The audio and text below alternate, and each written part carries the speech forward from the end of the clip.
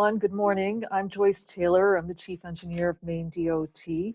Sarah Cushman, who owns her own consulting transportation business, and I co-chaired the Transportation Working Group. And I would like to thank my team at DOT who really did a lot of the heavy lifting in terms of the writing. Those of you on the council received our really detailed strategies that are a lot to absorb, and they really assisted with that. So thank you guys. We had a very diverse group of folks that joined us, and we had a lot of observers from day one, but most of these people, really everyone kind of hung in there. We had meetings almost every week. It seemed like at some point from March on, and a number of meetings in May. So I really appreciate everyone's time. People put in unbelievable amount of hours on this.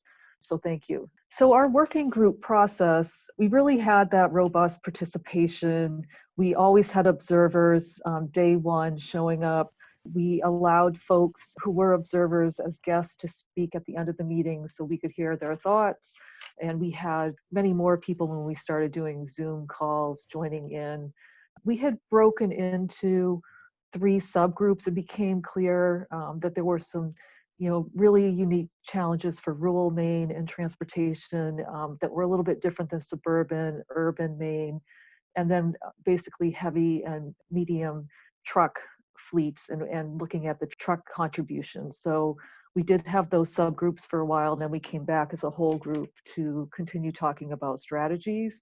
We had a lot of public comments, not even really including all the chat comments that we had from some of our different meetings. We held 3 stakeholder groups, marine, rural, urban, suburban, and we had really good participation. We, if you think about transportation, we're 54% of the emissions pie. Sarah's going to bring your attention to that on the next slide. And we chose early on to really focus in on vehicles and the vehicle emission because it's the vast majority of that transportation sector pie. But there was a lot of interest in marine. There's just been a lot of interest in electric ferries, all kinds of things. So we felt it was important to sort of meet with those folks, to acknowledge that there was interest in that topic, and to bring it forward to the Climate Council at a later date. I'm going to hand it off to Sarah Cushman. Good morning, everybody. God love you for spending this much of your time since September and again over the next couple of days. So thank you so much for that. So yeah, we've known for years that transportation is maybe the hardest nut for us to crack. And as Joyce pointed out, we're over the majority of the pie. And unlike other sectors like the residential sector, electric power sector, that have made some real gains in recent years in reducing emissions, our emissions have actually only grown a little bit more over time. So you can see the average Maine vehicle. Joyce is right, 59% of our transportation emissions are passenger car and truck trips. And many of us, our primary vehicle drives way more than 12,000 miles a year, of course. And then we also host 37 million guests every year in the state, and most of those folks travel by private vehicle. So yeah, we broke into those subgroups, recognizing that Maine is primarily a rural state, and a lot of our miles are rural miles, trying to really address those different sub-contexts. And then of course, also looking at adaptation, which is not just a coastal issue, right? Of course, sea level rise is huge, but so is flooding, including river flooding across the state. We're all experiencing extreme weather events and increased temperatures, and then precipitation of all kinds is wreaking havoc on our transportation infrastructure. So there was a real hunger from the very start of our process for Maine-specific data to help us in thinking through our strategies. And thanks to the Department of Environmental Protection and the Department of Transportation and Efficiency Maine Trust and some other folks, and also local data that's collected nationally, like census data, we were able to put together some initial scenarios to try to help us vet through things that we were looking at for options. And then, as Michael mentioned in the housing presentation, the state's consultant, Synapse, helped with some decarbonization modeling that you'll see. So these two graphs, the graph on the left, as Michael pointed out, the blue line is the business as usual line. So this is emissions related.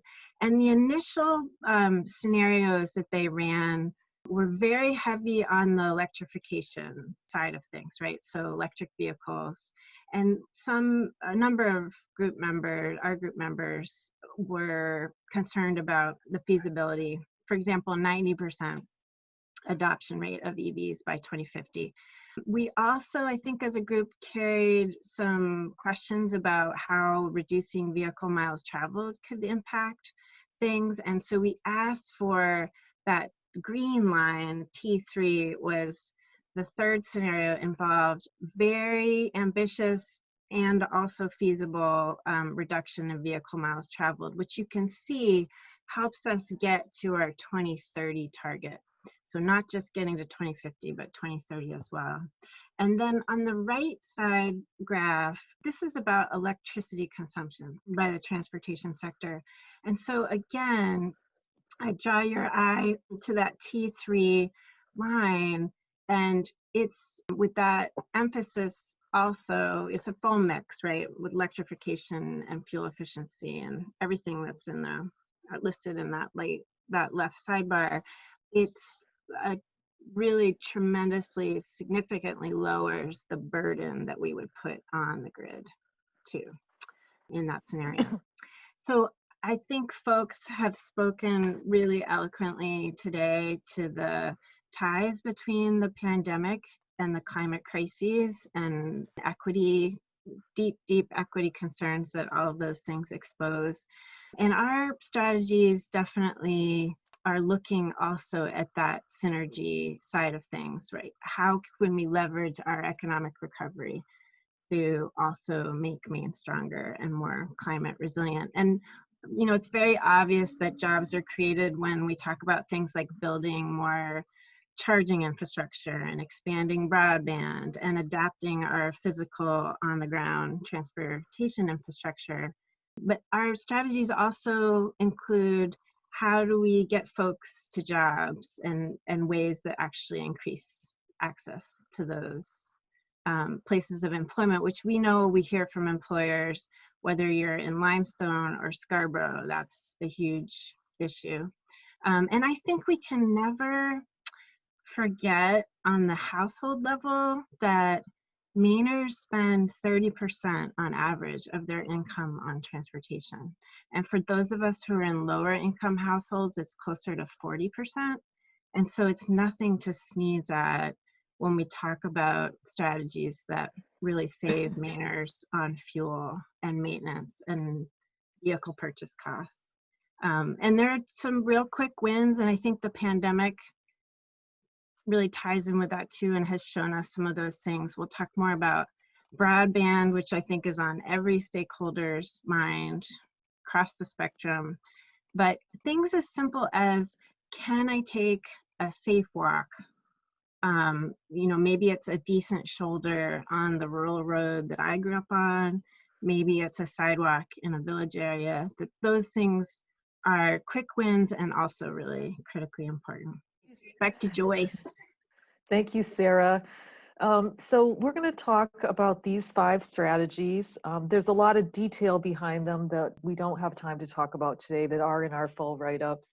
But I think to Dr. Shaw's point, the first 3, expand electrification, reduce emissions, reduce vehicle miles, really get to personal choice and behavior. And that's really when you talk about the transportation strategies. This is a lot of personal behavior. And it impacts every person in Maine, and it's really fundamental to how we get anywhere. So it's really something that people have a lot of interest in. So we had a lot of conversation, and I think, frankly, out of all of our strategies, this had the pretty widespread agreement about expanding the electrification of transportation. Obviously, this is cross-cutting with the buildings group and the energy group as well, but really to increase the electrical vehicle adoption to achieve the electrification and emission reduction goals.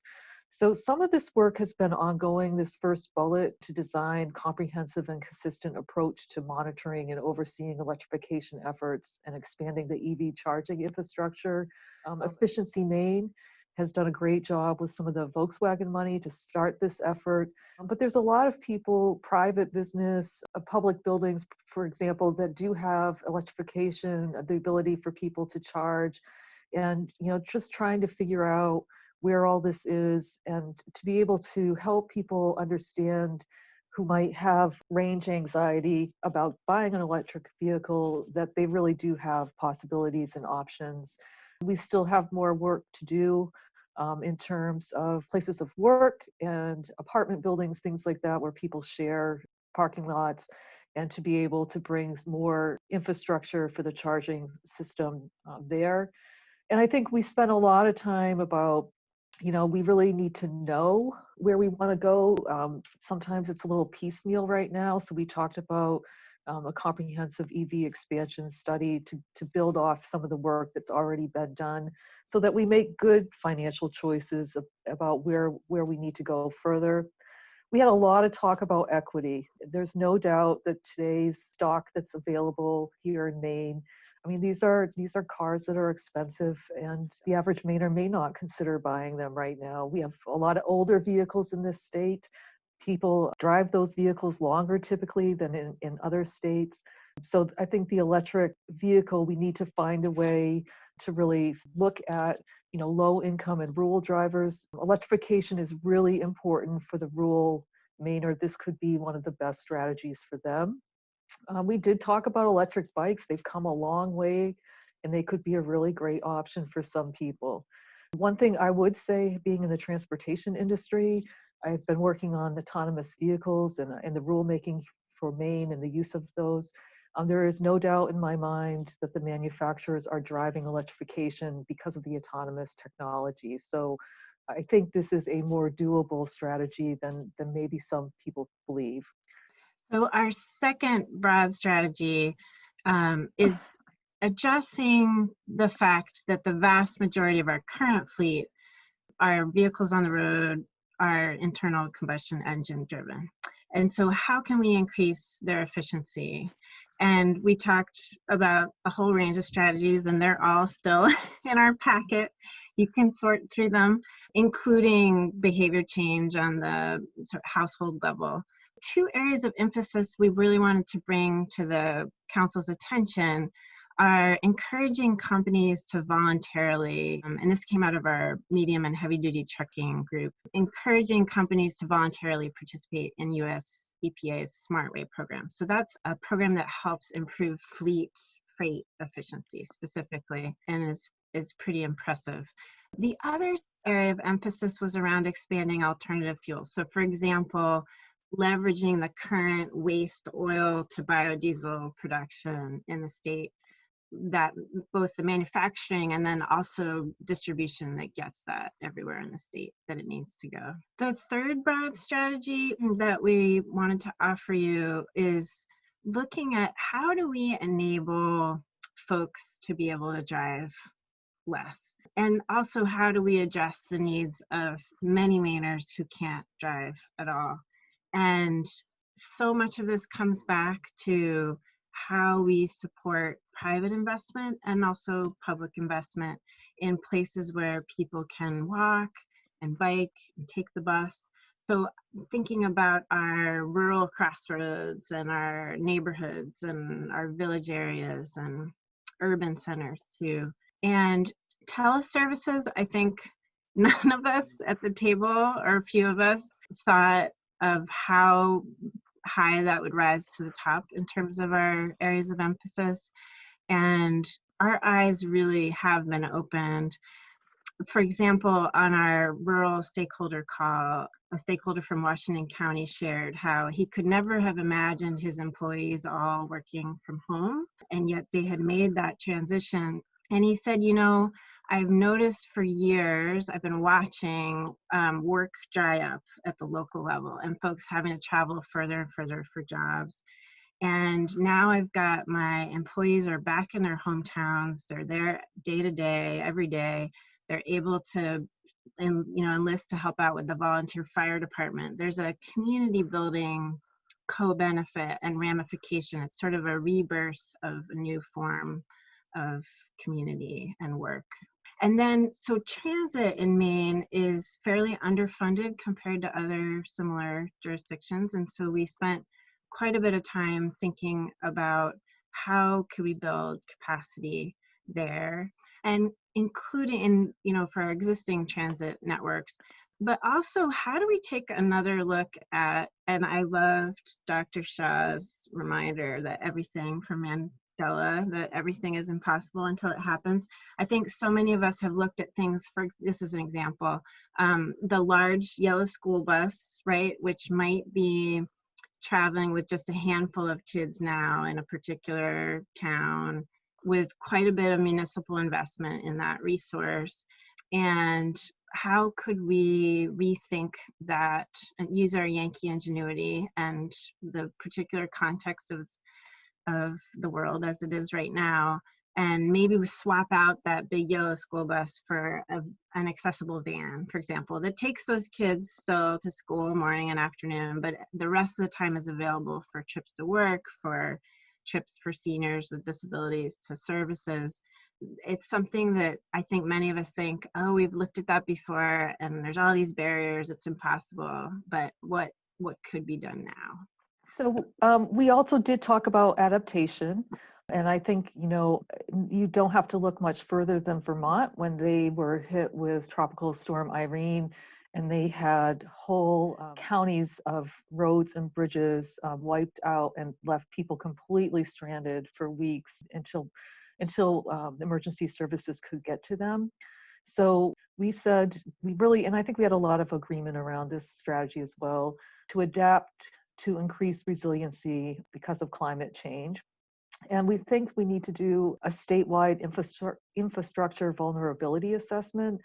There are a lot of people who've done pieces of this and pieces and parts of this work, and we're talking about trying to bring it all together. For example, DOT has a lot of information on its specific assets, but there's nowhere where you can see municipal assets at the same time as state assets, much less what are the other important infrastructures like sewer system, water treatment plants, hospitals, those critical infrastructure services, putting that in one place, and to consider improvements with resilient and green infrastructure replacement. There are materials available now that can withstand more, storm surge and the different things that we can look at in terms of what we use, and then to create a plan to address vulnerabilities. And I think what's important on this one is to note that, we could raise a bridge 8 feet high, but if the village around it's going to be completely underwater, or everyone's driveways get impacted because we raise a road 8 feet high, it really acts as a system. You can't just fix one thing. You have to really look at that geographic area as a system.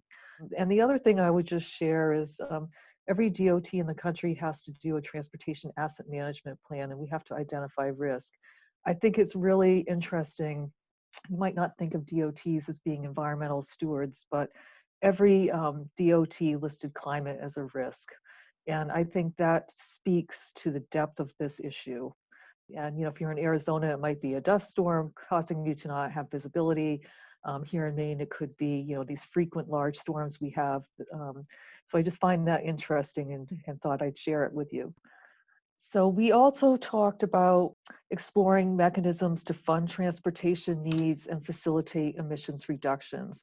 While our charge was not to solve the transportation funding problem, there's no doubt it's been chronically underfunded, and traditional funding is not enough to fund the climate strategies. It really does make these two things somewhat intertwined. I think our working group, we agreed that funding for transportation is needed and that there are a variety of options available, but we could not agree on any single funding mechanism. We did think that future discussions about funding transportation should include the consideration of emissions reductions. And one thing I would like to end on to share with the Climate Council, we are willing as a group to continue working through this summer and to support you and to help evaluate the cost benefit information that's coming. And we would be more than happy to do that and to give you more information if you so desire. So thank you for paying attention and listening to us, and we're happy to answer questions later.